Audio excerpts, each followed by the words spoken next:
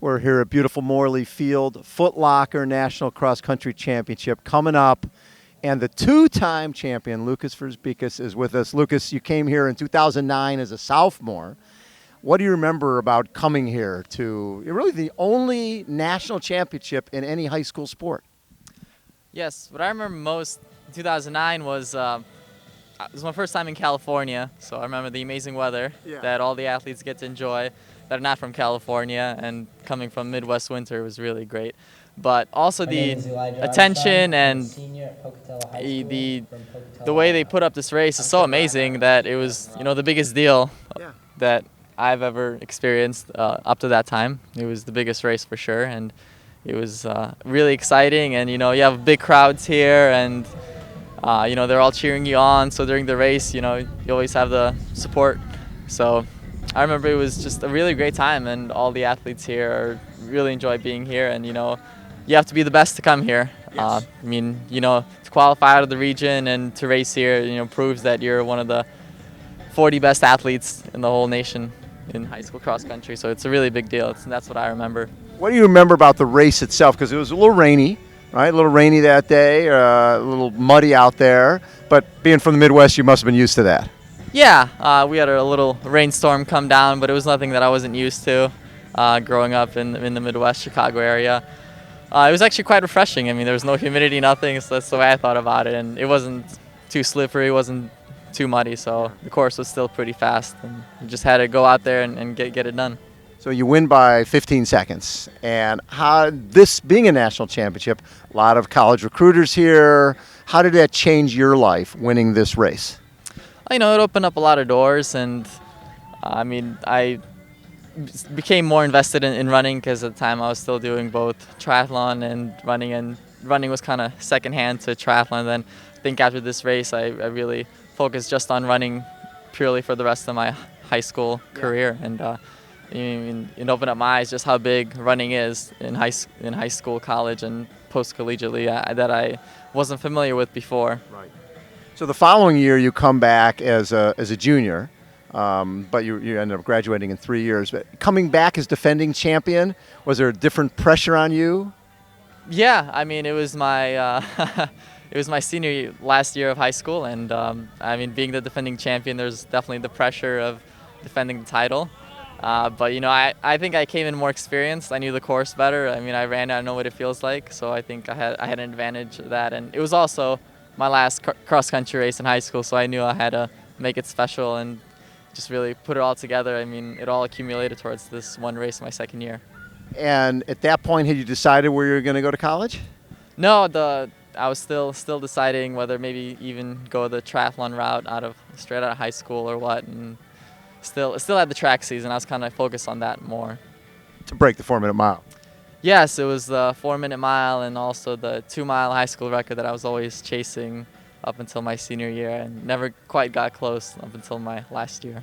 So going out of high school, deciding on Oregon, what were your other options? What else were you thinking? Oh, I was very fortunate to have pretty much doors open to any school. Came down between Oregon, University of Portland, Stanford, and Oklahoma State were my main choices. Really strong running programs in all of them. And any thought to go pro at that point, or not really? Yeah, that was definitely an option, but I didn't. I think I was still too immature to really be so. It's so independent and be professional. I still needed more guidance, so still decided to, be part of a team and such. So as a turning professional as a triathlete, you ran for a little bit at Oregon, then you became a professional triathlete. Do you look back on that decision as a positive? Was it the right thing to do? I know it was a learning experience for sure.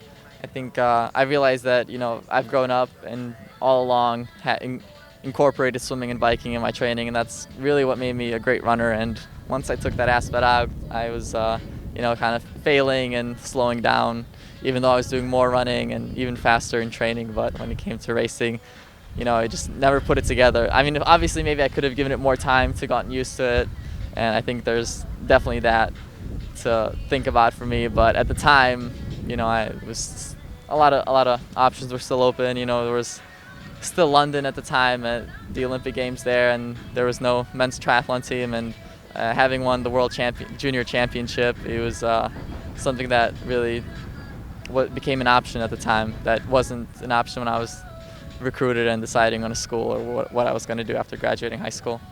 So after your crash, after your bike crash, you win your first couple races as a pro triathlete, you crash and break your back. And were there points during that period where you didn't know if you'd ever run or do triathlon again? You know, at first, it never really crossed my mind that I wouldn't run again or swim, bike, run anymore. Yeah. Honestly, obviously, I didn't look at the reality of the situation. I kind of had my ideas and thought this was just an injury that I would get through, and I think that helped me in the beginning. I think helped me kind of not look into it as something that was really big, but something that I will just overcome eventually. And that's kind of what I did, but I just didn't realize it was going to take a long time and the severity of the injury at the time. And I mean, that also made me a little impatient. So, I mean, at my young age, that was probably the biggest thing, is just being impatient, because, you know, as big of an injury as it was, I'm always striving to just get better faster and faster.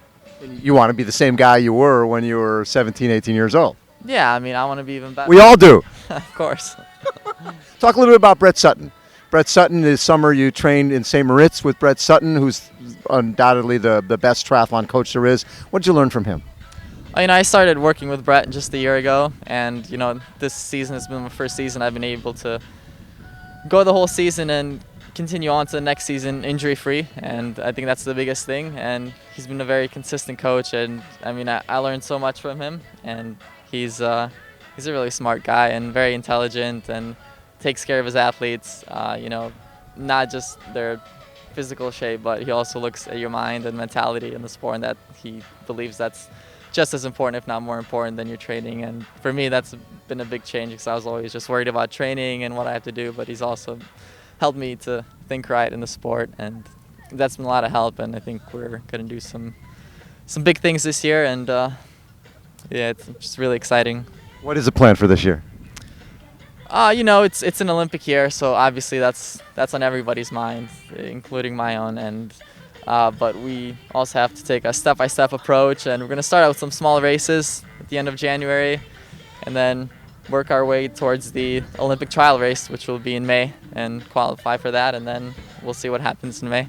Love that. And you looking at, you know, just getting to the trials for you is going to be difficult, because you have to get a lot of points between now and whenever the cutoff time is. Yeah, of course. That's why we're starting we didn't really have an off season. I took like a couple days off, and we're really back in training after the World Championships in September. So we've kind of trained through it all, and we're opening up our season January 31st and doing a lot of races in between then and May, and really, I think, kind of race my way into shape. That's kind of Brett's idea and my own now. We're going to race our way into the shape required for the race in May and qualify for that, and, you know, do our best, knock it out of the park. So one more quickie. You came from a triathlon background and became the most decorated high school runner there was. You know, breaking the 2-mile record, breaking a 4-minute mile, winning cross country here, Foot Locker twice. Are kids understanding, are coaches more open today, high school coaches and college coaches, to the importance of cross training? Because I don't think you would have become the runner you became without the cross training. Personally, no, I definitely wouldn't, and I found that out once I started purely running, unfortunately. But I think they are. I think, and I'm not the only example. There's been plenty of good runners. I mean, my year, I think Tony Smorgovitz was third, and he was just behind me in the World Championships the following year. So I think it proves a lot. I think you build an aerobic base, and you don't burn out because you're doing 3 sports.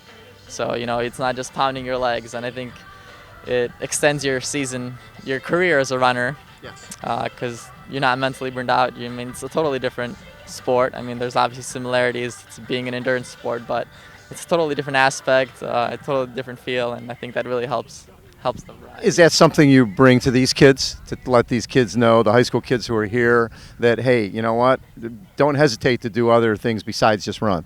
Yeah, of course. And I've already talked to a few pure runners who told me how they incorporate biking and swimming into their recovery mostly, and some of them, especially if they unfortunately have an injury, train and how it helps them really stay in shape. And that's the biggest thing, is injury prevention and being able to stay consistent with training when you are injured. Cross training is the biggest thing for that.